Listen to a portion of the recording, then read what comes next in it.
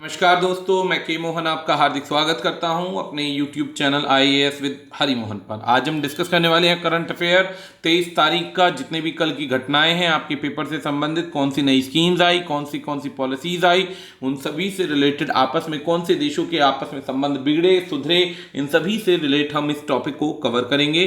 Plus कोशिश करेंगे जितने भी क्वेश्चन आपके एग्जाम से रिलेटेड आते हैं वो सारे के सारे कवर होते चलें। यदि आप हमारे चैनल पर नए हैं तो इसे सब्सक्राइब कीजिए, और यदि आप किसी भी एग्जाम की तैयारी कर रहे हैं यूपीएससी या स्टेट पीसीएस की, तो हमारा 20 तारीख को नया एक बैच शुरू हुआ है, नया कोर्स स्टार्ट हुआ है। इसमें लाइव प्लस रिकॉर्डेड दोनों क्लासेस का ऑप्शन मिलेगा। अभी 6 दिन का डेमो क्लास चल रहा है, तो आप इस डेमो क्लास को अटेंड कर सकते हैं और फर्दर ऑन परचेज बेसिस आप इसी फैसिलिटीज को अवेल कर सकते हैं। इससे रिलेटेड कोई भी क्वेश्चन, क्वेरी, डाउट हो तो आप इन गिवन चैनल्स पर हमसे जुड़ सकते हैं, कॉल कर सकते हैं और फर्दर जानकारी प्राप्त कर सकते हैं। तो चलिए पहली शुरुआत करते हैं। हमारे पास में सबसे पहली शुरुआत आती है, कौन सी है? इंडिया और साउथ अफ्रीका के कस्टम रिलेशन रिवाइव्ड हुए हैं, जिसके अंदर एक दूसरे को प्रेफरेंशियल ट्रेड एग्रीमेंट पर साइन करके फर्दर आगे के रिलेशंस को इंप्रूव करने की कोशिश की गई है, ताकि दोनों देश एक दूसरे की सहायता कर सकें और अपने आगे के व्यापार को बढ़ा सकें। इन दोनों देशों के व्यापार की प्रणाली के अंदर, इन दोनों देशों के व्यापार की प्रणाली में कुछ लिमिटेड चीज़ों का आयात और निर्यात किया जाएगा, ताकि भारी मात्रा में एक दूसरे को सपोर्ट प्रोवाइड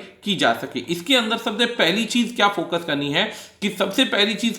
है कि दोनों देशों की जो टीम्स में साइन हुए हैं उसमें सबसे पहला है साउथ अफ्रीका कस्टम यूनियन, जिसे हम SACU पढ़ेंगे, और दूसरा है आपका इंडिया का प्रेफरेंशियल ट्रेड एग्रीमेंट। इन दोनों में साइन हुआ है। इसके अंदर भारत की तरफ से श्रीकर रेड्डी इसमें मीटिंग को अटेंड करते हैं, जो कि डिपार्टमेंट ऑफ कॉमर्स के हेड हैं। इसके अलावा और भी काफ़ी सारे लोग थे, जिसमें से साउथ अफ्रीका की तरफ से स्टीव कैटिंजेओ एग्जीक्यूटिव डायरेक्टर हैं, इन्होंने इसके साथ में साइन किया। अब बात करते हैं इसकी की फीचर्स की। तो की फीचर्स के अंदर सबसे पहला मेन पॉइंट क्या है? मेन पॉइंट यहां पर है कि दोनों के अंदर इंपोर्ट और एक्सपोर्ट को बढ़ाया जाएगा। ये है भारत का इंपोर्ट और ये है एक्सपोर्ट। भारत जो है साउथ अफ्रीका से gold, coal, copper, concentrate, phosphorus, acid, manganese और एल्युमिनियम जैसी चीज़ों को मंगवाता है। इसके बाद उनको एक्सपोर्ट करता है क्या चीज़ें? Transport, vehicles, equipments, drugs, pharmaceutical goods, footwear, dyes, chemical, textiles, rice, gems and jewellery. इन दोनों के ट्रेड की बात करते हैं तो इंडिया और अफ्रीका का, खाली अफ्रीका से ट्रेड होता है 66.7 बिलियन का, जो कि बहुत ज़्यादा है। और खाली अगर बात करें साउथ अफ्रीका से तो 10.9 बिलियन का ट्रेड होता है। इस ट्रेड की ट्रीटी को और अच्छे से चलाने के लिए दोनों में हस्ताक्षर हुए हैं, ताकि आगे फर्दर कोई भी इंटरप्शन ना हो। साउथ अफ्रीका की बात करते हैं तो इसका हेडक्वार्टर विंडहोक नामीबिया के अंदर, और एग्जीक्यूटिव सेक्रेटरी जो है पॉलिना मबाला एलोगो है। रिसेंटली जो इससे रिलेटेड न्यूज़ है उसके अंदर क्या है कि मई के अंदर भी, अभी हाल ही में कुछ समय पहले, इनके आपस में भी काफ़ी अच्छे रेडियो एस्ट्रोनॉमी ऑब्जर्वेटरी से रिलेटेड काफ़ी अच्छे रिलेशन हुए। एक टीम गई थी एस्ट्रोनॉमर्स की, ठीक है। इसके बाद नेशनल रेडियो एस्ट्रोनॉमी ऑब्जर्वेटरी नारो की बात हो रही है, या यूनिवर्सिटी ऑफ प्रेटोरिया की। इन्होंने आपस में बहुत अच्छे टेलीस्कोप बेसिकली इन्होंने यूज़ किया आगे की पजल्स को, आगे की प्रॉब्लम्स को सॉल्व करने के लिए, एक दूसरे को सपोर्ट करने का प्रयास किया। जितने भी आपस में एक दूसरे के साथ रिलेशन से वो बढ़ाए जा रहे हैं। इसमें सबसे पहली चीज़ ध्यान दीजिएगा, अफ्रीका की बात करते हैं तो अफ्रीका एक ऐसा कंट्री है जिसे इस समय बहुत ज़्यादा सपोर्ट की आवश्यकता है। भारत एक ऐसा कंट्री है जिसको ट्रेड के लिए अदर कंट्री से रिलेशन बनाने की आवश्यकता है, क्योंकि चाइना से बिगड़ चुकी है। अब रॉ मटेरियल जाहिर सी बात है, जिस देश से ज़्यादा मिल पाएगा या जिस देश से ज़्यादा आ पाएगा, वहाँ पर ये दोनों मिलकर वहाँ पर ज़्यादा से ज़्यादा काम करेंगे, ताकि अपनी इकोनॉमी को बूस्ट किया जा सके। तो यहाँ पर ट्रेड को बढ़ाने का प्रयास किया गया है। दूसरा पॉइंट आता है इंडिया का मालदीव के साथ एक साइन होता है, एग्रीमेंट साइन होता है, जिसके अंदर मेडिकल सर्विसेज की, इमरजेंसी मेडिकल सर्विसेज को एक दूसरे दूसरे के देशों में सपोर्ट किया जाएगा। जाहिर सी बात है इंडिया ज़्यादा स्ट्रांग है, तो यहाँ पर इंडिया जो है ये सपोर्ट करेगा मालदीव के अंदर। मालदीव में भी ये मालदीव है और इसके ये वाले माली नाम की, इसे मेल पढ़िए माली पढ़िए जो आपको ठीक लगे वो पढ़िए। इसके अंदर एक दूसरे के साथ संबंध हुए हैं। इसके अंदर पूरी कोशिश करके क्या किया जाएगा कि दूसरे देशों को सपोर्ट प्रोवाइड करें, स्पेशली वो जो ब्रिक्स नेशन के अंदर आते हैं। ब्रिक्स नेशन को पता होगा आपको, जैसे भूटान हो गया, रशिया हो गया, तो इस प्रकार के आपके लैंड शेयरिंग बॉर्डर्स हैं जहां पर एक दूसरे को सहायता करने की कोशिश की जा रही है। इसके अंदर क्या है कि इसके अंदर दोनों देशों के बीच में एक एग्रीमेंट साइन हुआ है हेल्थ की, मिनिस्ट्री ऑफ हेल्थ के द्वारा, जिसके अंदर जितनी भी मेडिकल इमरजेंसी सर्विसेज की यूनिट है वो आपके मालदीव के अंदर पहुंचाई जाएगी, जिसके अंदर भारत सरकार ने 8.5 मिलियन यानी कि 4,14,58,782 रुपए का संबंध बनाया है ताकि एक दूसरे को सपोर्ट मेडिकल फैसिलिटी के आधार पर की जा सके। इसके अंदर जो मेजर एग्रीमेंट्स की बात करते हैं तो मेजर एग्रीमेंट्स के अंदर यहां पर ये दो मेन पॉइंट्स है कि कौन कौन से की पीपल इनमें थे और क्या एक दूसरे के साथ पहले रिलेशन हुए। इसके मेन पॉइंट्स की बात करते हैं तो एग्रीमेंट साइनिंग सेरेमनी हेल्ड हुई थी मालदीव के अंदर। Ministry of health which was attended by ministry of health Abdullah Amin, Foreign Secretary Abdul Ghafoor Mohammed, High Commissioner of India to the Maldives Sanjay Sudhir and other officials of government, जो भी senior अफसर थे इन्होंने attend करी, जिसमें से भारत की तरफ से संजय सुधीर नाम के व्यक्ति शामिल थे। अबव मेंशन फंड की बात करते हैं तो ये प्रोवाइड हो रहा है USD 6.9 मिलियन की तरफ से, जो ग्रांट होगा किसको, मालदीव को, किसके द्वारा, भारत के द्वारा। अब बहुत सारे लोग कहेंगे कि सर भारत एक तरफ तो भुखमरी की तरफ दौड़ रहा है, परेशानी की तरफ दौड़ रहा है, और दूसरी तरफ आप कह रहे हो कि इतनी सपोर्ट हो रही है, कहां से? भाई बहुत सारे सेक्शंस के अंदर पैसे का एक शेयर हिस्सा रिजर्व करके रखा जाता है ताकि रिलेशंस के समय में या समस्या के समय में एक दूसरे देश को सपोर्ट की जा सके। तो उसी परिस्थिति के आधार पर ये पैसा बचाकर रखा गया है। अब इसके की पॉइंट्स की बात करते हैं तो की पॉइंट्स का मतलब होता है इसके मेजर पॉइंट्स क्या है। तो establishment of Emergency Medical Service Unit in Maldives is one of the several small and medium projects that are being financed by India। ये बहुत छोटे और बड़े ऐसे प्रोजेक्ट्स हैं जो इंडिया के द्वारा फाइनेंस होंगे। वैसे भी यहाँ पर असिस्टेंट की बात करें तो ओवर रीचिंग असिस्टेंट है यहाँ पर 20 मिलियन की। व्यापार अच्छा है, बुरे संबंध नहीं है। इमरजेंसी मेडिकल सर्विस यूनिट जो होगी और अच्छे रिलेशंस को बढ़ाएगी कोविड-19 की परिस्थिति में, जहाँ पर इंडिया इस समय बहुत स्ट्रांग पोजीशन पर है और काफ़ी तेजी से तरक्की करने की कोशिश में है और कोशिश क्या कर भी रहा है।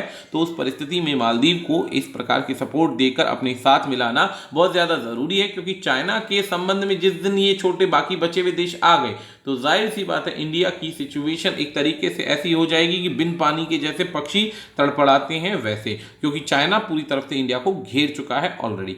तो मालदीव की बात करते हैं तो प्रेसिडेंट जो है इब्राहिम मोहम्मद सोली है। अभी रिसेंटली न्यूज की बात करें तो इंडिया ने वैसे भी अपना foreign currency trade swapping support जो है वो 150 मिलियन का बना लिया। 150 मिलियन का मतलब ये कि उस देश के अंदर अगर उधार देना है तो पैसा उधार दिया, लेकिन चुकाने के लिए वहां की कंपनी, जैसे कि कंपनी को यहां पे इंडियन कंपनी को वो मिलेगा, ठेका मिलेगा और धीरे धीरे ये कंट्री उसको पैसा लौटा देगी। तो ये है स्वैपिंग स्कीम। स्वैपिंग स्कीम तब चलाई जाती है जब बाकी देशों से लोन की फैसिलिटी नहीं होती है, तब क्या करते हैं इस स्वैपिंग मशीन या स्वैपिंग स्कीम से काम चलाया जा सकता है। अब अगर बात करते हैं इससे संबंधित अगले पॉइंट की तो LIC ने यूनियन बैंक ऑफ इंडिया के साथ मिलकर एक पैक्ट साइन किया है। इस पैक्ट के अंदर क्या है कि अब union bank of India LIC के प्रोडक्ट्स को अपने ही बैंकिंग फैसिलिटी के द्वारा बेचेगा, एक दूसरे को सपोर्ट करने की प्रयास करेगा।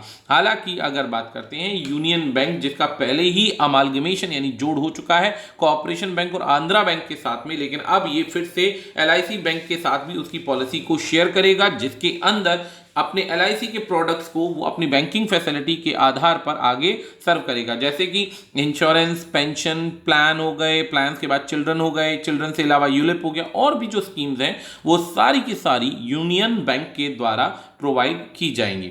अब बात करते हैं लाइफ इंश्योरेंस कंपनी के, तो चेयरमैन जो है MR कुमार है, हेडक्वार्टर मुंबई महाराष्ट्र में। विजुअल असिस्टेंट जो हुआ वो LIC मित्रा नाम दिया गया। यूनियन बैंक की बात करते हैं तो MD और CEO राज किरण राय जी हैं और इसका हेडक्वार्टर मुंबई महाराष्ट्र में। वर्चुअल मीटिंग हुई है UAE के द्वारा। टैगलाइन है गुड पीपल या good people to bank with.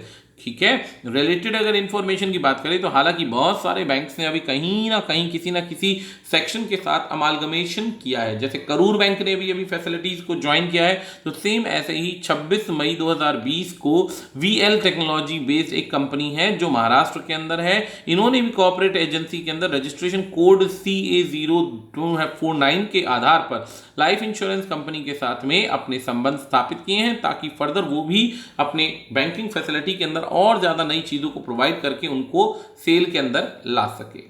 अगला मेन पॉइंट आता है पाकिस्तान और चीन के संबंध। हालांकि पूरी दुनिया जानती है कि चाइना ने पाकिस्तान को सीपैक के नाम पर एक ऐसा सपना दिखा रखा है, जिसमें ग्वादर पोर्ट के अंदर 10,000 कंपनियां खुलने का वादा और सपना जो दिखा रखा है, इसके अंदर लंबे अरसे से चाइना से पाकिस्तान को अभी तक कोई खास सपोर्ट नहीं मिल पाया है, कोई खास सपोर्ट नहीं मिल पाया है। तो पहली बार ढंग की कोई सपोर्ट देखने को मिल रही है, बशर्ते अगर इस पर चाइना और पाकिस्तान दोनों ईमानदारी से काम कर पाए तो। हालांकि दो बेईमानों की दोस्ती ज़्यादा लंबे समय तक चलती नहीं है, लेकिन कोई बात नहीं, यहाँ पे एक बेईमान जो गरीबी की देशों से जूझ रहा है, मार से गुजर रहा है, तो उसके लिए यहाँ पर कुछ नहीं से कुछ तो सही वाली फैसिलिटी है। अब पाकिस्तान और चाइना ने पठानकोट आजाद पठान मॉडल जो है, यहाँ पर एक हाइडल पावर प्रोजेक्ट है। अब ये हाइड्रा नहीं है और हाइड्रो नहीं है, ये हाइडल है, हाइडल पावर प्रोजेक्ट है, स्थापित किया है। अब ये 7 जुलाई को पाकिस्तान और चाइना की कंपनी जिसका नाम है गैजोबा ग्रुप कंपनी, इन्होंने आपस में एक प्रोक्योरमेंट साइन किया। प्रोक्योरमेंट क्या साइन किया? 700 मेगावाट हाइड्रा पावर जनरेट की जाएगी झेलम रिवर पर। झेलम रिवर जो कि इस समय में सुधनोती डिस्ट्रिक्ट के अंदर है, पाकिस्तान ऑक्युपाइड कश्मीर में। हालांकि पाकिस्तान ऑक्युपाइड कश्मीर के अंदर पाकिस्तान के पास अथॉरिटी नहीं है किसी भी प्रकार से कोई भी इंफ्रास्ट्रक्चर सेटअप करने की कोई भी पावर नहीं है। परंतु यहाँ पर क्योंकि चाइना जो है पाकिस्तान जो है धीरे धीरे अपनी पावर को एक्सटेंड करना चाहता है और इस क्षेत्र को कब्जाना चाहता है और अपने देश का हिस्सा दिखाना चाहता है। अभी तक ये ऑक्युपाइड कश्मीर दिखता है, इसे कभी भी पाकिस्तान का हिस्सा नहीं दिखता है। इमरान खान प्राइम मिनिस्टर जो है पाकिस्तान के, वो यहाँ पर प्रेजेंट थे जब ये डील साइन हुई और इस्लामाबाद में ये सेरेमनी हुई है, जिसमें 1.5 बिलियन USD का प्रोजेक्ट है, सेकंड पावर प्रोजेक्ट है जो कि चाइना पाकिस्तान इकोनॉमिक कॉरिडोर का है। इसमें पहले भी एक प्रोजेक्ट जो था 23 तारीख को शुरू हो चुका है, जिसमें से 1100 मेगावाट कोहाला प्रोजेक्ट था जो कि 2.3 बिलियन USD डॉलर्स का रहेगा, जेलम के अंदर ही नियर मुजफ्फराबाद। तो पहली बात तो इनके पास ज्यादा कोई रास्ते नहीं है। दूसरी चीज ये कि अगर इंडिया इन ऑप्शंस को बंद कर देता है यानी कि यहाँ के जाने के रास्तों को क्लोज कर देता है, तो पाकिस्तान के पास ज्यादा से कोई रास्ते बचते नहीं हैं और उनके ये प्रोजेक्ट्स जो हैं लगभग फेल होते हुए नजर आएंगे अगर इन पर इंडिया अपना हस्तक्षेप करने का प्रयास बढ़ाता है। और यूनाइटेड नेशन काउंसिल के अंदर अगर ये मुद्दा सॉल्व हो जाता है तो ऑटोमेटिकली क्या होगा, ये पूरा सेक्शन भारत को मिलने की उम्मीद है। हालांकि आज तक के रिकॉर्ड में यूएस ने कभी भी इस मुद्दे को लेकर भारत को तेजी से सपोर्ट नहीं किया है, लेकिन उम्मीद है कि कभी ना कभी हमें डिसीजन हमारे हक में जरूर मिलेगा। अब आजाद पठान हाइडल पावर प्रोजेक्ट की बात करते हैं तो ये एक ऐसा पावर प्रोजेक्ट है जो कि झेलम रिवर पर 7 किलोमीटर अपस्ट्रीम के अंदर चलाया जाएगा, आजाद पठान ब्रिज पर। जैसे कि आपने इस पिक्चर में देख लिया, इस ब्रिज पर यहां पर ये सेक्शन को चलाया जाएगा। कंस्ट्रक्शन जो है प्रपोज्ड थी 2002 के अंदर, जिसमें 69 मंथ लगने थे कंप्लीशन होने में और जो कि बहुत ज्यादा लंबा समय था, लेकिन फाइनली इसे चलाया गया। एक प्रोजेक्ट और डेवलप हो रहा है जिसके अंदर बिल्ड करेगी चाइना की कंपनी, खर्चा चाइना की कंपनी लगाएगी और इससे शुरुआत की कमाई के 30 साल के बाद चाइना को ये सुपर्द किया जाएगा। यानी कि इसमें चाइनीज कंपनी काम करेगी, चाइनीज माल लगेगा, बेनिफिट शुरू के 30 साल तक चाइना की कंपनी कमाएगी, लेकिन काम पाकिस्तान में होगा। तो ये तो वही वाली बात हो गई कि इंफ्रास्ट्रक्चर पाकिस्तान में लग रहा है लेकिन मुनाफा जो होगा वो चीन को होगा, पाकिस्तान तो सिर्फ इसको देखता रहेगा। और इसकी मियाद की बात करें तो चाइना की अभी भी बनाए हुए काफी सारे ब्रिजेस जो हैं आप सभी जानते होंगे कि पूरी तरीके से टूट रहे हैं, फ्लॉप होते नजर आ रहे हैं। इसी वजह से चाइना के अंदर बाढ़ का इस समय सिनेरियो सबसे ज्यादा तेज होता जा रहा है। अब बात करते हैं कि government of Pakistan through private power infrastructure board एक सिंगल विंडो की स्कीम चलाएगी जिसके अंदर सारी की सारी इन्वेस्टमेंट प्राइवेट कंपनी की आसानी से हो जाएगी। इस समय पाकिस्तान के पास और कोई रास्ता नहीं है, भुखमरी से जूझ रहा है। एक तरफ लोकस्ट यानी कि टिड्डी दल के अटैक की परेशानियां झेल रहा है। दूसरी चीज ये कि यहां पर बलोच आर्मी ने वैसे भी काफी ज्यादा शोर मचा रखा है, जिसके अंदर पाकिस्तान एक तरीके से त्रस्त नजर आ रहा है। चौथी तरफ इन्होंने अपना हरमन जो इधर ग्वादर पोर्ट था वो भी अपने हाथ से गंवा दिया। तो अब इनके पास एक तरीके से बंधते जा रहे हैं। पाकिस्तान अगर एक तरफ से अपना बलोच सेक्शन छोड़ देता है या खो जाता है या छीन लिया जाता है, दूसरी तरफ यहाँ पर हमन जो गवादर पोर्ट है इसमें पाकिस्तान चाइना का पूरा कंट्रोल है। इधर से पीओके को अगर पूरी तरीके से हिंदुस्तान कब्जे में कर लेता है तो चाइना के अलावा अब जो सेक्शन पाकिस्तान का बचता है ये बहुत छोटा सेक्शन बचेगा, जिसमें उसको फिर बहुत ज़्यादा परेशानियां हो सकती हैं। अब सीपैक एक ऐसा पॉलिसी है जिसमें चाइना और पाकिस्तान ने दोनों ने एक दूसरे के साथ मिलकर एक संबंध स्थापित किए कि एक दूसरे का सपोर्ट करेंगे, जिसमें भारत को परेशान करने के लिए चाइना को पाकिस्तान ने एक अपना आज़ाद सियाचिन के पास का सेक्शन फ्री में तोहफे में दे दिया है। तो इसके अलावा और भी काफ़ी सारे इन्होंने प्रोसेस चला रखे हैं। खैर, पाकिस्तान की कैपिटल इस्लामाबाद है और करेंसी है पाकिस्तानी रुपी, प्रेसिडेंट है आरफ अलवी।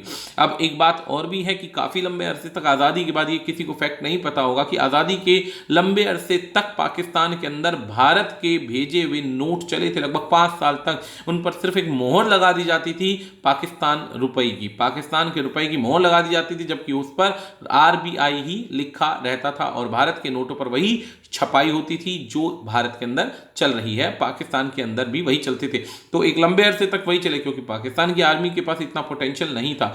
आतंकवाद को सपोर्ट करने की वजह से इनकी आज भी हालात जो हैं दोस्तों बहुत बुरे हैं, अच्छे नहीं हैं। कहीं ये बलोच आर्मी से लड़ रहे हैं, कहीं अपने देश के आतंकवादियों से लड़ रहे हैं, कहीं अफगानिस्तान से आने वाले आतंकवादी इनको तंग कर रहे हैं, कहीं ईरान से आतंकवादी इनको परेशान कर रहे हैं। तो इस तरीके से इनकी सपोर्ट या हालात जो है ज़्यादा अच्छे नहीं है। हालांकि लोकस्ट इमरजेंसी थी इसमें पाकिस्तान के खुद के ही हालात खराब थे, जिसमें इन्होंने वर्स्ट सेशन इसको घोषित कर दिया है। चाइना ने भी UN आर्म ट्रेड ट्रीटी को साइन कर दिया, मतलब आतंकवादी अब खुद ही आतंकवाद को रोकने की प्रयास करेंगे। आपको पता होना चाहिए कि चाइना जो है म्यांमार के अंदर बहुत तेजी से आतंकवाद को सपोर्ट कर रहा है, उनको हथियार बेच रहा है। दूसरी तरफ यहाँ पर आर्म्स ट्रेड ट्रीटी को साइन करके वो प्रूव करना चाहता है कि वो अच्छा देश बन रहा है और वो शांति व्यवस्था चाहता है। दूसरी तरफ उसकी बचाई हुई परेशानी हाहाकार पूरे संसार में फैली हुई है।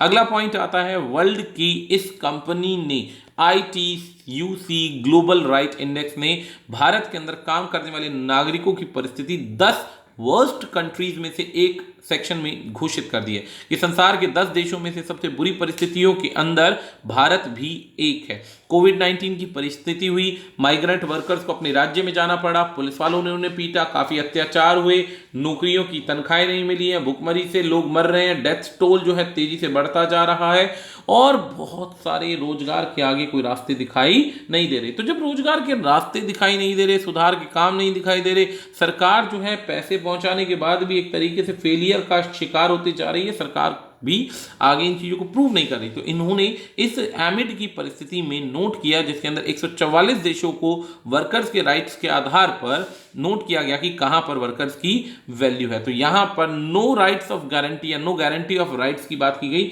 जिसके अंदर पूरे के पूरे कहां पर पूरे के पूरे वर्ल्ड के अंदर इन देशों में भारत का भी नाम कंडक्ट हो गया। अब कौन कौन से देश हैं जिनके हालात बहुत खराब है, जिसमें बांग्लादेश, ब्राजील, कोलंबिया, कजाकिस्तान, इसके बाद फिलीपीन, तुर्की, जिम्बाब्वे, इजिप्ट, हैदरूस और भी कंट्रीज हैं, जिसमें से भारत भी अब एक हो चुका है। वो बात अलग है कि अब जैसे ही ये कोविड-19 की समस्या खत्म होगी, इकोनॉमी रोबस्ट हो जाएगी, इंप्रूव हो जाएगी, तो आपके पास ऐसे रास्ते बन जाएंगे जिसमें आपकी देश जो है ऑटोमेटिकली ग्रो कर जाएगा और इन समस्याओं से निकल जाएगा।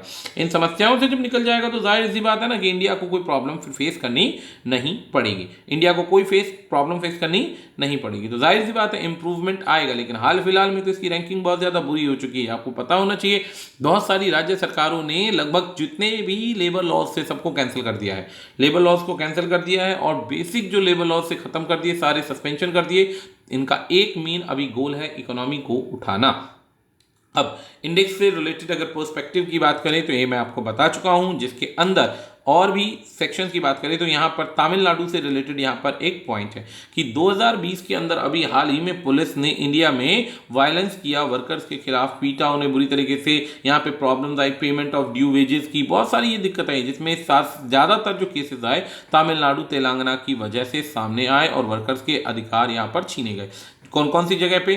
प्रिकॉल है कोयम्बटूर तमिलनाडु में, ऐसे ही तमिलनाडु की जनरेशन एंड डिस्ट्रीब्यूशन कॉर्पोरेशन, ऐसे बहुत सारे सेक्शन है जहां पर ये वायलेशन हुए। खैर, अब इन परिस्थितियों के अंदर दिन प्रतिदिन यहाँ पर अधिकार खत्म होते गए हैं और इनके लिए सरकार एक तरीके से फेल्ड मॉडल की तरह सामने आई है। कोई भी देश कभी ये सोचकर नहीं बैठता कि इतनी बड़ी महामारी फैलेगी और इतने बड़े लोग या समस्या फैलेगी जहाँ पर तेजी से रिकवरी नहीं हो पाएगी, तो कोई भी कंट्री इतनी तेजी से तैयार नहीं होता। हाँ, वो बात अलग है, चाइना जैसा कंट्री जो खुद को प्री प्लान करके रखता है कि भाई मुझे पता है बीमारी मैं ही फैला रहा हूँ तो इंप्रूवमेंट भी मुझे ही लाना है, तो उस परिस्थिति के अंदर वो कर सकता है। अब बात करते हैं इस ग्लोबल इंडेक्स की कंपनी यानी कि ITUC की, तो पूरी की पूरी वर्ल्ड की वर्स्ट कंट्रीज जो वर्कर्स की इनको रेटिंग देती है 1 to 5 के बीच में, 1 to 5 के बीच में, जिसके अंदर वर्स्ट रेटिंग को 5 और 5+ का सेक्शन आता है। इनमें ये 97 इंडिकेटर्स देखते हैं कि 97 इंडिकेटर्स में कहाँ कहाँ पर वर्कर्स की लाइफ को, वर्कर्स के स्टैंडर्ड को, उनकी बाकी एक अच्छी हाइजीनिक सेक्शन को इंप्रूव करने का काम किया जा रहा है या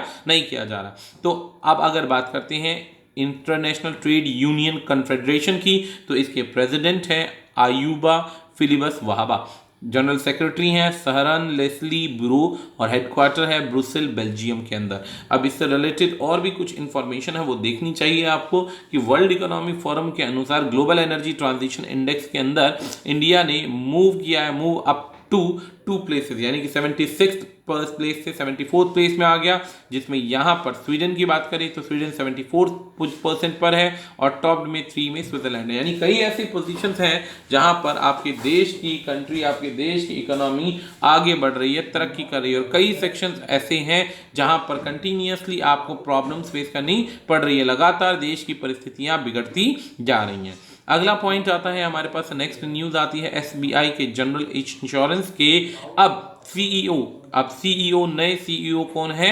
ये जनाब आपके नए सीईओ हैं PC Kandpal, Prakash Chandra Kandpal, appointed as the MD and CEO of SBI general insurance. General insurance के क्या बन गए हैं? अब ये आपके CEO बन गए हैं, यानी कि अब जितनी भी असिस्टेंस का काम होगा, जितने भी एडवाइजरीज जनरेट होंगी, जो भी नए काम होंगे इनको दिए जाएंगे। इन्होंने पुशान महापात्रा को बेसिकली क्या किया था? अपॉइंट किया था डायरेक्टर के लिए, और 18 जुलाई को इफेक्टिव से ये काम हो पाएगा, यानी कि इन्होंने सक्सीड किया है इस पर्सन से और उसके बाद अब फाइनली अपनी पोस्ट को संभालेंगे। Pushan Patra will also continue to be the whole time director of the insurance company. अब ये होल टाइम डायरेक्टर बन जाएंगे। अब अगर बात करते हैं इनके लाइफस्टाइल की, तो इन्होंने अपना करियर PO की तरह स्टार्ट किया था, PO का एग्जाम क्वालिफाई करके 1987 में जॉब को स्टार्ट किया। उसके बाद सर्व किया इन्होंने एक डिप्यूटी CEO की तरह SBI कंपनी के अंदर, जिसमें इंश्योरेंस कंपनी की बात हो रही है, पूरे SBI की बात नहीं हो रही है। इन्होंने इंश्योरेंस कंपनी जिसके अंदर 6 जुलाई से 2019 से 18 जुलाई 2020 तक काम किया, जाहिर सी बात है अब आगे इसे फर्दर इन्हें क्या मिल गया? प्रमोशन मिल गया है।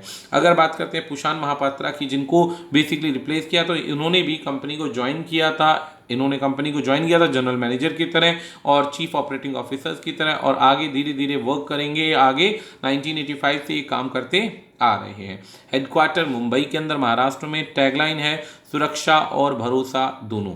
रिसेंटली इनसे रिलेटेड और भी काफ़ी सारी न्यूज़ है, जिसके अंदर जयशंकर PR जयशंकर जो है MD of the basically Indian infrastructure finance company limited for 3 years, ये 3 साल के लिए अपॉइंट किए गए हैं। तो और भी बहुत सारी ऐसी अपॉइंटमेंट होती है। ध्यान दीजिएगा, हमारे एग्जाम्स के अंदर अपॉइंटमेंट से रिलेटेड अक्सर क्वेश्चंस पूछे जाते हैं, रेजिग्नेशन से रिलेटेड क्वेश्चंस नहीं पूछे जाते हैं। रेजिग्नेशन की जगह कौन से हाई प्रोफाइल लोग की डेथ हो गई, ऑबिट्यूरीज हैं, उनसे रिलेटेड क्वेश्चंस पूछे जाते हैं। तो ये 3 सेक्शंस पूछे जाते हैं, इसीलिए हम इन चीज़ों के मेन पॉइंट्स लाते हैं। याद रखिएगा, मसाला खबर जो होती है ना, वो सुनने में अच्छी होती है, लेकिन जब पेपर का आपका मेन मोटिव ही पूरा नहीं होगा तो एग्जाम कैसे प्रिपेयर होगा? इस चीज़ को भी फोकस करना काफ़ी ज़्यादा ज़रूरी है। ऐसे ही रोशनी नदार जो हैं बनती हैं पहली women chairman chairman listed Indian IT firm की, जिसमें अपने ही पिता को रिप्लेस करके अब ये उस पूरी कंपनी का कार्यभार संभालेंगे। 17 जुलाई 2020 की बात है। रोशनी नदार मल्होत्रा इंडिया की रिचेस्ट वुमेन बनी और पहली वुमेन बनी जो लिस्टेड इंडियन आईटी कंपनी है। इसकी चेयरपर्सन ऑफ HCL टेक्नोलॉजी की अपने पिता के आधार पर, जो कौन है इस समय फाउंडर और चेयरमैन बन चुके हैं। शिव नादार जो है अब कंटिन्यू करेंगे MD की तरह, यानी मैनेजिंग डायरेक्टर की तरह, और डेजिग्नेशन चीफ सेक्रेटरी ऑफिसर की तरह। In addition to the post, chairperson जो है रोशनी नदार मल्होत्रा अपनी कंटिन्यू करेगी CEO की तरह इस HCL कॉर्पोरेशन के अंदर। अगर बात करते हैं रोशनी नदार मल्होत्रा, ये कोई नया नाम नहीं है, इन्होंने काफ़ी काम किया है। 2009 के अंदर बात की जाए तो इन्होंने स्काई न्यूज़ UK और CNN अमेरिका में न्यूज़ प्रोड्यूसर का काम किया। विद इन अ ईयर, 1 साल के अंदर इन्होंने HCL को ज्वाइन किया, एलिवेट किया और धीरे धीरे ये CEO बन गई। अपार्ट फ्रॉम वो एक क्लासिकल म्यूजिशियन भी हैं जो ट्रेनिंग देती हैं। काफ़ी सारे इन्हें अवार्ड मिले हैं, जैसे हुरून रिच लिस्ट मिली है, इसके बाद रोशनी को, इसके बाद 100 मोस्ट पावरफुल वुमेन के अंदर इनका नाम आता है। कंटिन्यूसली फॉर्ब्स के अंदर ये बने रहते हैं। फॉर्ब्स एक बहुत ज़बरदस्त मैगजीन है जिसके अंदर ये हमेशा 17, 18, 19 में लगातार इनका नाम आया है। इनको एक तरीके से पावरफुल वुमेन की तरह कंसीडर किया जाता था। HCL के हेडक्वार्टर की बात करते हैं तो नोएडा UP के अंदर है। प्रेसिडेंट और CEO इस समय जो है C विजय कुमार है। इससे रिलेटेड अगर बात करें तो सीनियर अगर IAS ऑफिसर है विश्वास मेहता, जो अपॉइंट हुए हैं नए चीफ सेक्रेटरी केरला के। ऐसे ही रमेश बाबू अपॉइंट हुए हैं national thermal power corporation limited director of operation. उन्होंने प्रकाश तिवारी को रिप्लेस किया है 30 अप्रैल 2020 को।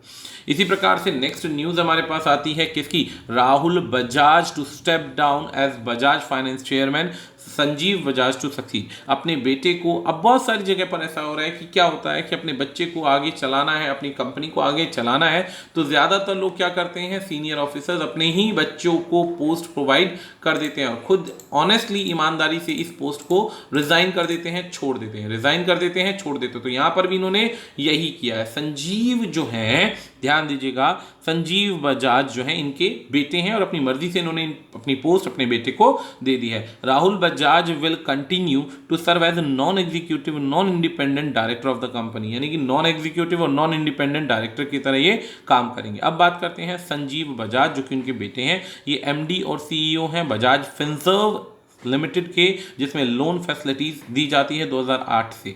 इसके बाद में मैनेजिंग डायरेक्टर होल्डिंग इन्वेस्टमेंट करते आ रहे हैं 2012 से। वाइस चेयरमैन है बजाज फाइनेंस के 2013 से। तो इन्होंने काफ़ी सारी पोस्ट को एक तरीके से पूरे के पूरे बिजनेस को संभाल रखा है। काफ़ी से अवार्ड में से कुछ अवार्ड्स यहाँ पर मैंशनड है कि इन्हें Sanjiv has been awarded with all India management association managing India award entrepreneur of the year, यानी कि इन्हें विश्व के अंदर या भारत के अंदर बहुत अच्छे व्यापारियों की तरह काम करने का अवार्ड मिला है। अगर बजाज फिनसर्व के हेडक्वार्टर की बात करते हैं तो पुणे के अंदर है और चीफ फाइनेंशियल ऑफिसर है श्रीनिवासन। रिलेटेड और भी न्यूज़ है, जैसे उर्जित पटेल RBI के गवर्नर बने हैं, चेयरमैन NIPFP के। अगर इसी की जगह अनाउंसमेंट की बात करें तो ऐसी बहुत सारी अनाउंसमेंट आती हैं जिसके अंदर कौन कहां पर नया पॉइंट क्रिएट कर रहा है वो दिखता है।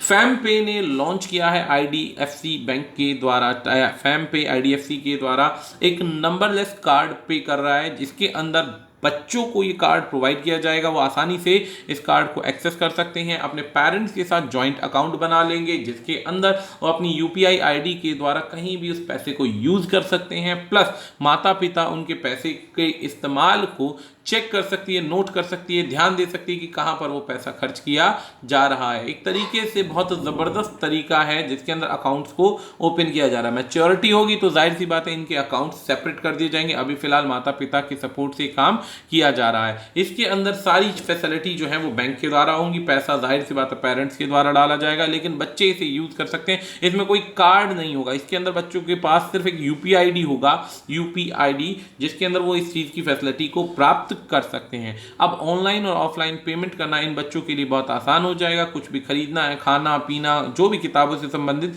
इसके लिए फ्लैश पिन जनरेट होगा जिसे वो आसानी से यूज कर पाएंगे उस पिन को और आराम से अपना काम कर सकते हैं। इसके अंदर जीरो बैलेंस मेंटेन कर सकते हैं, जीरो हिडन कॉस्ट है, कोई हिडन कॉस्ट नहीं है, कोई ट्रांजैक्शन से रिलेटेड काम नहीं। सिक्योर है, सेफ है, लिमिटेड पैसा रखा जाएगा, कोई साइबर थ्रेट का शिकार नहीं होगा।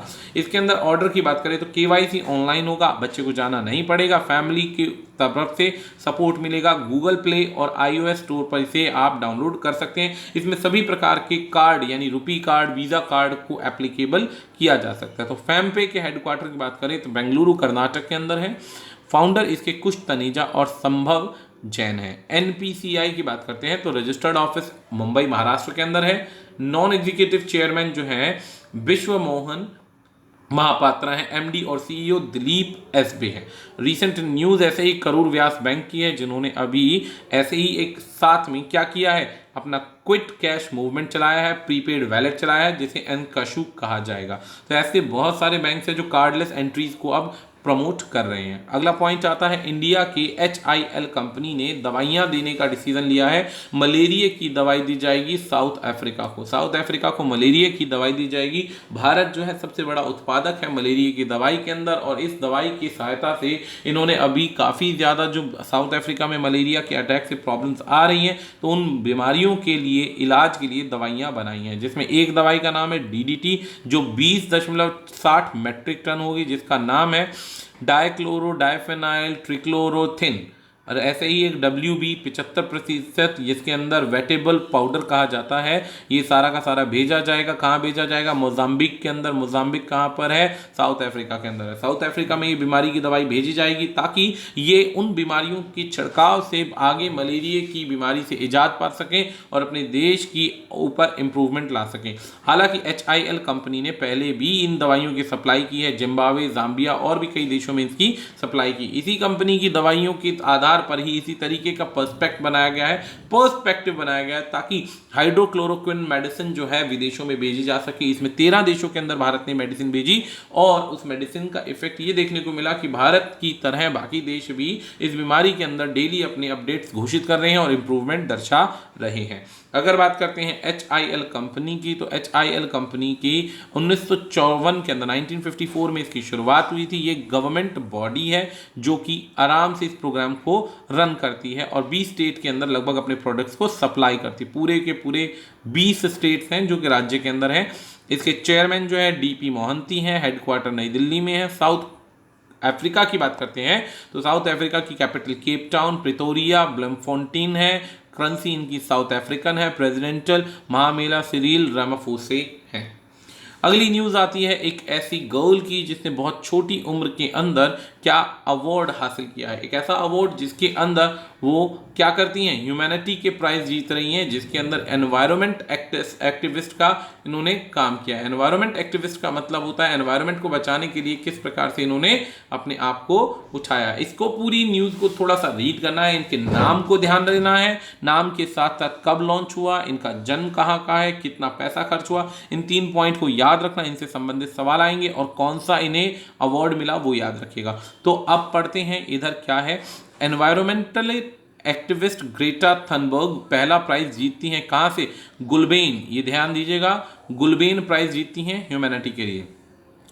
17 साल की गर्ल है, सबसे कम उम्र की लड़की है, बिकेम बनती है पहली रेसिपिएंट, पहली एक ऐसी पर्सन बनती है जिन्हें ये अवार्ड मिलता है। अवार्ड का जो प्राइस है, award in amount of 1 million euro यानी कि 1.15 million, recognise her ability to mobilise younger generation for the cause of climate change. Climate change के लिए यंगर कॉज क्रिएट किया उन्होंने बताया कि किस प्रकार से रिप्रेजेंट किया अपने आप को, एनवायरनमेंट के लिए इन्होंने आगे बढ़ाया। She was selected from 136 nominees में इनका सिलेक्शन हुआ है, जिसमें से 46 कंट्रीज शामिल थे संसार के।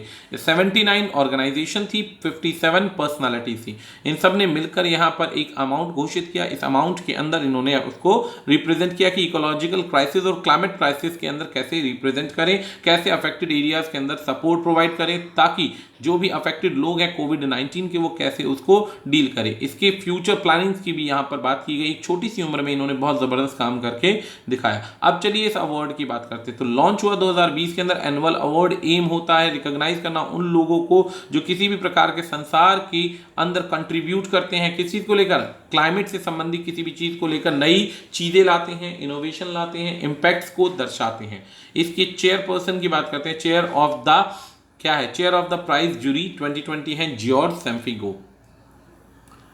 अगला न्यूज हमारे पास ऐसे ही एक और आता है जिसके अंदर प्रोफेसर आर नारायण स्वामी जो IIM बेंगलोर में अपॉइंट होते हैं चेयरपर्सन की तरह, किसके? टेक्निकल एडवाइजरी कमेटी नाफरा में। टेक्निकल एडवाइजरी कमेटी कहाँ पर है? नाफरा के अंदर। अभी इसे को ध्यान से पढ़ते हैं कि 21 जुलाई 2020 को प्रोफेसर साहब जो है फाइनेंस और accounting institute of management Bangalore है IIMB के अपॉइंट होते हैं चेयरपर्सन। कैसे? टेक्निकल टीम एडवाइजरी कमेटी के द्वारा। कहाँ पर? आपके नाफरा के अंदर। और गवर्नमेंट ऑफ इंडिया की ऑडिटिंग रेगुलेटरी सेटअप यहाँ पर होगी। इसके मेंबर्स के अंदर यहाँ पे 7 इसके मेंबर्स हैं। आपको सिर्फ मेन नाम याद रखना है, विद्या राज राम, क्योंकि ये मेन पर्सन है जो चार्टर्ड अकाउंटेंट की तरह यहाँ पे काम करते हैं। अब इनके रोल्स की बात करते हैं तो the members of the committee will support and provide insights of executive body of the NFRA on the issue related to the draft and accounting and audit standard. यानी कि जितने भी ऑडिट से रिलेटेड स्टैंडर्ड होंगे, यानी कि नियमावली होगी, अकाउंट्स होंगे, उनको ये मैनेज करेंगे, उनका ध्यान देंगे। कमिटी प्रोवाइड करेगी inputs from the perspective of the users, preparers and auditors of the financial statement। अब इसके अंदर इनके और भी कुछ एक्शंस होंगे जिसके अंदर ये अकाउंट से संबंधित सारे कामों को संभालेंगे। ये आपके एग्जाम से रिलेटेड नहीं होगा, इसमें सिर्फ आपको मेन पॉइंट को ध्यान देना। नारायण स्वामी की बात करते हैं तो नारायण स्वामी ने IIBM जो है कहाँ से है? नारायण स्वामी हैज़ बीन विद IIBM 1986। इसके बाद अगर बात करते हैं यहाँ पर he is the member of, ये मेंबर है कहाँ के? Institute of chartered accountant of India, institution of company secretary of India and institution of cost accounting of India. He holds, इनके पास एक डिप्लोमा भी है मैनेजमेंट अकाउंटेंसी का। ही हैज पब्लिश जनरल, या एक तरीके से अखबार और जनरल ऑडिट कर रिप्रेजेंट करते हैं जिसमें अलग अलग प्रकार के बैंकिंग फैसिलिटी से संबंधित सारी जानकारियों को देते हैं। अब बात करते हैं नाफरा की, तो नाफरा के चेयरपर्सन R श्रीधरन है और हेडक्वार्टर नई दिल्ली के अंदर है। अगली न्यूज इससे संबंधित हमारे पास आती है, भारत ने अपनी मिसाइल्स को टेस्ट किया है। Made in India test fires हैं जिसके अंदर 7 किलोमीटर दूर तक के फायर करने के बाद ये जमीन से और ज़मीन के साथ साथ प्लेन से, यानी कि ज़मीन से, प्लेन से, शिप से इन्हें फायर किया जा सकता है। 7 किलोमीटर दूरी तक में जितना भी मजबूत जहाज़ हो, जितना भी मजबूत टैंक हो, उसको उड़ाया जा सकता है। इसके अंदर आपके पास में इसको नोट करने के लिए आपके आगे कुछ इस प्रकार के रडार सिस्टम लगे होते हैं, कुछ इस प्रकार की कंप्यूटिंग टेक्नोलॉजी लगी हुई है जिससे आराम से उसे क्या कर सकते हैं? सर्च कर सकते हैं। बहुत आराम से सर्च करेंगे और उस पर अटैक करके सर्च करेंगे। इसके अंदर एक सिंपल सा इसका लोगो है। क्या है? अगर आपने इसे एक बार दाग दिया तो ये अपने कभी भी फेल नहीं होगा, ये तब तक उसको मारेगा जब तक उसका पीछा करके उसे खत्म नहीं कर देता। मतलब ये एक डेड एंड होगा। इसकी पास 7 किलोमीटर तक की चलने की उम्मीद है। इसका नाम दिया गया है नाग मिसाइल सिस्टम, DRDO के द्वारा भारत में चलाया गया है और ये गाइडेड हुआ है ध्रुवास्त्र के द्वारा। ध्रुवास्त्र के द्वारा विदाउट हेलीकॉप्टर भी इसे लॉन्च किया जा सकता है। एक तरीके से एंटी टैंक गाइडेड मिसाइल है जिसे आप यूज कर सकते हैं और टैंक्स को दूर बैठे बैठे भी लॉन्च करके इन्हें उड़ा सकते हैं। 7 किलोमीटर तक के लिए आप लॉक करके एक बार छोड़ दीजिए। लॉक एंड लॉन्च का मतलब होता है छोड़ दो, बाकी अपने आप काम संभाल लेगी। पूरी तरीके से डिस्ट्रॉय कर देगी टैंक्स को और काफी ज्यादा नुकसान पहुंचाएगी। इसकी फैसिलिटी जाहिर सी बात है वॉरफेयर के अंदर काफी ज्यादा यूज होगी। इसके अंदर 4 फिन्स लगे हुए हैं। 4 एक तरीके से फिन्स मतलब इसको पूरे एरिया को चलाने के लिए, उड़ाने के लिए, डायरेक्शन देने के लिए 4 फिन्स लगे हुए हैं और काफी दूरी तक इसे ले जाया जा सकता है। 500 मीटर कम से कम रेंज होनी चाहिए और 7 किलोमीटर ज्यादा से ज्यादा रेंज होनी चाहिए। इस मिसाइल में 15 किलोग्राम का वजन है जो कि 240 मीटर पर सेकंड की स्पीड से जाएगा, यानी बचने का मौका ही नहीं देगा। अगला पॉइंट आता है, इंडिया में सबसे हल्का एक क्या बनाया है? एक ड्रोन बनाया है। ड्रोन क्यों बनाया है? चाइना के और पाकिस्तान के साथ साथ नेपाल बॉर्डर पर ये सर्विलांस करेगा। एक ऐसा सबसे हल्का और सबसे तेज ड्रोन है जो काफ़ी लंबे समय तक इसे चलाया जा सकता है और काफ़ी सपोर्टिव रहेगा। किसी भी प्रकार की घुसपैठ होगी तो इस ड्रोन के जरिए हम आसानी से कैच कर पाएंगे और कैच करने के बाद हम तुरंत सर्विलांस के अपने एक्शंस को चला पाएंगे। इस ड्रोन को भारत में ही तैयार किया गया है और जैसे कि मेक इन इंडिया प्लान के अंदर हम तेजी बढ़ा रहे हैं, इसी प्रकार प्रकार से विदेशों से भी हम और तेजी से आगे निकल सकते हैं। डीआरडीओ के ये द्वारा तैयार किया गया है, डीआरडीओ के द्वारा तैयार किया गया है। इसके अंदर आपके पास कैमरा फिटिंग होगा ड्रोन के अंदर, जो कि पूरी तरीके से हाई डेफिनेशन की फोटोज क्लिक करके सेंड करता रहेगा, जिसके लिए एक नोडल ऑफिसर सेटल किया जाएगा। नोडल यानी कि एक इंपॉर्टेंट ऑफिसर लगाया जाएगा, जो कि दोस्तों इसकी पूरी की पूरी इंफॉर्मेशन को नजर करता रहेगा, और कोई भी दिक्कत आएगी तो जानकारी सीनियर ऑफिशियल्स को देखकर आतंकवादियों को, गुंडों को, या फिर जो भी विदेशों से आने वाली घुसपैठ है उसको तैयार करने से पहले ही खत्म कर देगा। तो डीआरडीओ के जो चेयरमैन है सतीश रेड्डी हैं, हेडक्वार्टर नई दिल्ली में है। इंडियन आर्मी के चीफ आर्मी स्टाफ कौन है? जनरल मनोज मुकुंद नरवाने। इससे रिलेटेड न्यूज़ क्या है कि भारत ने अभी टॉर्पीडो तैयार किया था, मारीच, जिससे बहुत सारी सबमरीन्स को समाप्त किया जा सकता है पानी के अंदर ही। और डीआरडीओ के अंदर ही एक और चीज़ आई, ड्राई हीट ट्रीटमेंट चैम्बर, जिसे गर्मी के लीन सैनिटाइज यूनिफॉर्म सेक्शन बोला गया है, ताकि कोई प्रॉब्लम्स ना आए। देखिए, सशक्त भारत ऐसे नहीं बनता है। अगर हम सोचे ना कि सशक्त भारत बोलने से बन जाएगा, तो बोलने से नहीं बनेगा। भारत को वो सभी काम करने पड़ेंगे जैसे दुनिया के आगे वो खुद को रिप्रेजेंट कर सके और आगे बढ़ा सके। किन चीज़ों को लेकर? अपनी शक्ति, क्षमता और ताकत को लेकर। अब जैसे जैसे ये चीज़ें भारत में बन रही, तो विदेशों में भी इनकी डिमांड आएगी और भारत इनसे डील करके इन सामानों को बाहर बेच सकता है। और जैसे कि अमेरिका का मोटा व्यापार, जो सबसे मेन व्यापार है, वो व्यापार किस चीज़ से है? हथियारों को बेचने से। तो जाहिर सी बात है, आप इनको बेचकर अपना पैसा भी कमा सकते हैं। अगला पॉइंट आता है पंजाब गवर्नमेंट ने आईआईटी रोपड़ में साइन किए, ताकि उनके जैसी यूनिवर्सिटी, टेक्निकल टीम या टेक्नोलॉजिकल एजुकेशन जो है वो पंजाब में भी स्थापित की जा सके। तो इसके अंदर एक मॉडल आईटीआई का और एक मॉडल पॉलिटेक्निक का प्रिपेयर होगा, जिसके अंदर सारी की सारी फैसिलिटीज सेम आईआईटी रोपड़ वाली प्रोवाइड होंगी, ताकि पंजाब को आगे बढ़ाया जा सके। वैसे तो पंजाब अभी तक सबसे ज्यादा बड़ा एक राज्य बन चुका है, जहां पे नशे के कारोबार को सबसे ज्यादा देखा जाता है। नशा सबसे ज्यादा होता है, और ये कारोबार नहीं, देश राज्य को गर्त में गिराना है। और काफी अच्छी परिस्थिति में होने के बाद भी हालात गिरते जा रहे हैं। तो इसकी जो शुरुआत होगी गुरदासपुर में या फिरोजपुर के अंदर होगी, गुरदासपुर और फिरोजापुर के अंदर होगी। और इसके अंदर 10 अलग अलग प्रकार की आईआईटीज स्टार्ट होंगी, 5 गवर्नमेंट के द्वारा चलाई जाएंगी। अगर बात करें, पंजाब की कैपिटल चंडीगढ़ है, चीफ मिनिस्टर जो है अमरिंदर सिंह है, सॉरी, और गवर्नर वीपी सिंह बंदोरे हैं। अगर आईआईटी रोपड़ की बात करते हैं तो डायरेक्टर एसके दास है। इससे रिलेटेड और भी कुछ न्यूज़ है, जैसे पीएनबी हाउसिंग फाइनेंस साइन करते हैं एमओयू आईआईटी दिल्ली के अंदर। तो आजकल IIT Delhi, IIT Madras, IIT, ये सारे के सारे सेक्शन इस समय बहुत तेजी से बढ़ रहे हैं आगे और अपने आप को बढ़ा रहे हैं। इन्होंने अभी पीपीई किट बनाकर पूरे देश को एक तरीके से एक गर्व के अंदर देश को उठाया, जिसके अंदर भारत ने कोविड-19 की परिस्थिति में मैन्युफैक्चर किए वेंटिलेटर, बहुत सस्ते वेंटिलेटर मैन्युफैक्चर किए और पीपीई किट को बनाया। अगली न्यूज़ आती है, रशिया ने अपने हेलीकॉप्टर्स को, अपने रॉकेट्स को, अपने इंजन्स को और स्ट्रॉन्ग बनाने के लिए turbine engine, gas turbine engine की स्थापना कर दी। और गैस टरबाइन इंजन की जो प्रैक्टिस थी, टेस्टिंग थी, वो सक्सेसफुली होल्ड कर ली है। फाइनली ये तैयार हो चुका है। इससे अब जो रशिया है अपने और ज़्यादा वेपन्स को तैयार कर पाएगा और तेज़ी से इन्हें यूज़ कर पाएगा, ताकि किसी भी प्रकार की समस्या से लड़ने में उसे क्षमता मिले। किसी भी प्रकार की क्षमता को तैयार करने के लिए, देखिए, वॉरफेयर कभी भी हो सकता है, वैसे भी डिस्प्यूट हर देश के किसी ना किसी देश के साथ में है। रशिया शुरू से दुश्मन रहा है अमेरिका का, और अमेरिका के साथ साथ जो कंट्रीज अमेरिका की सपोर्ट में रहते हैं उनके साथ भी ज़्यादा अच्छे संबंध नहीं है। खाली इंडिया ही एक ऐसा कंट्री है जो अमेरिका का भी दोस्त है और रशिया का भी दोस्त है। तो फाइनली कहें तो इसका एक ही मतलब होगा कि कॉम्बैट फैसिलिटीज़ को, हेलीकॉप्टर्स को और तेज बनाने के साथ साथ भारी सामान लेकर उड़ने की क्षमता बनाना, और वेपन्स को कहां पर प्रोटेक्शन करना है, कहां पर लॉन्च करना है, ये सारी फैसिलिटीज तेज होना।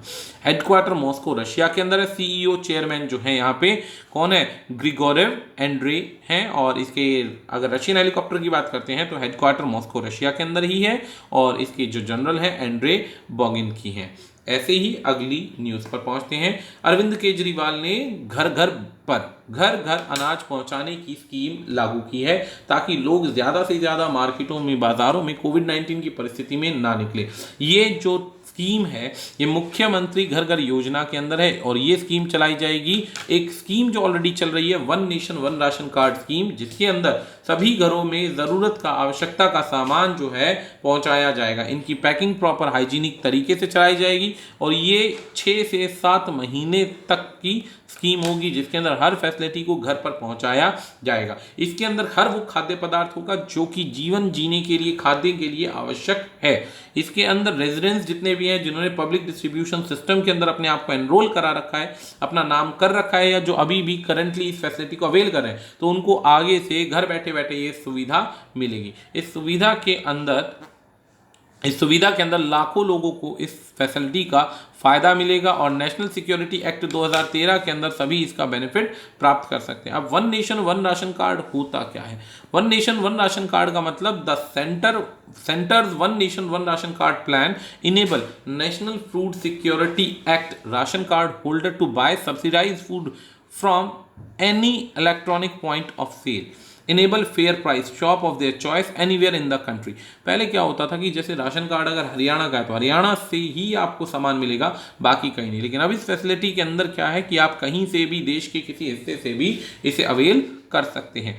अब ये जो है फूड ग्रेन से संबंधित, ये सारी खाद्य पदार्थों से संबंधित होगा। दिल्ली के chief minister Arvind Kejriwal, governor हैं एलजी बैजल।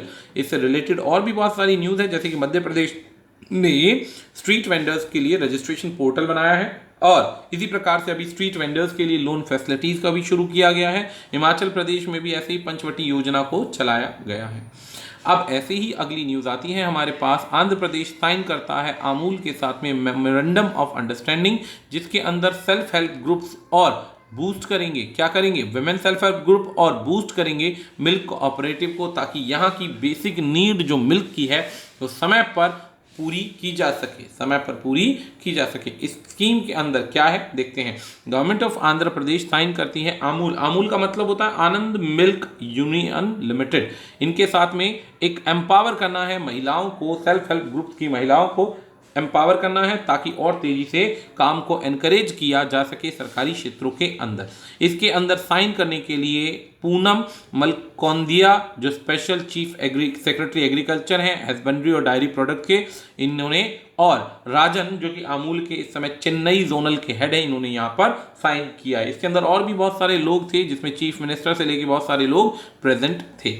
अब फीचर क्या है इसके, ये देखना है। अमूल सपोर्ट करेगा उन महिला के सेल्फ हेल्प ग्रुप को और प्रोवाइड करेगा अपॉर्चुनिटी जो डेली फार्मिंग कोऑपरेटिव्स के अंदर है, और वर्ल्ड क्लास इंफ्रास्ट्रक्चर टेक्नोलॉजी को बनाने के प्रयास में देश की एक तरीके से सेल्फ रिलायंट बनने की कोशिश कर रहे हैं। तो partnership with Amul will support the self help groups and the farmers to get better price for their products. जल्दी, आसान, सस्ते दाम पर प्राप्त होना, तो उसके लिए यहाँ पे इसको अप्लाई किया गया है। आंध्र प्रदेश में 4 करोड़ लीटर प्रति दिन दूध की खपत होती है। चौथा सबसे बड़ा प्रोडक्शन है मिल्क का, और 24% ऑर्गेनाइज सेक्टर यहाँ पर है, जिसके अंदर 11,000 करोड़ पर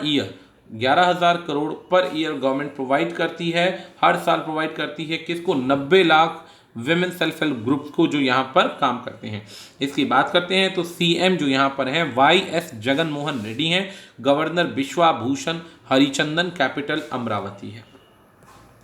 अगली न्यूज आती है, हरियाणा के सीएम लॉन्च करते हैं ई सचिवालय portal for online appointment with CM. जो लोग सीएम से अपॉइंटमेंट करना चाहते हैं उनकी रिकॉर्डिंग के लिए या उनके प्रोसेस को आसान बनाने के लिए सरकार ने बहुत अच्छा रास्ता बना दिया कि अप्लाई कीजिए। अप्लाई करने के बाद आप यहाँ से 24 घंटे के अंदर अंदर आपको मीटिंग का टाइम मिल जाएगा, और मीटिंग के टाइम के बाद आप उस मीटिंग में आइए, आराम से अपनी बातचीत कीजिए, ताकि आपका जो भी मोटिव पूरा हो जाए। इसके लिए हमने इसकी पूरी की पूरी साइट को भी यहाँ पर लिख दिया है। इसमें काम नहीं रुकना चाहिए, इसीलिए इसे चलाया गया है। यहाँ पर इसके बारे में और कुछ भी ज्यादा से इंफॉर्मेशन नहीं है। तो इसी पॉइंट के साथ इस वीडियो को समाप्त करते हैं। आज के लिए इतना ही, धन्यवाद।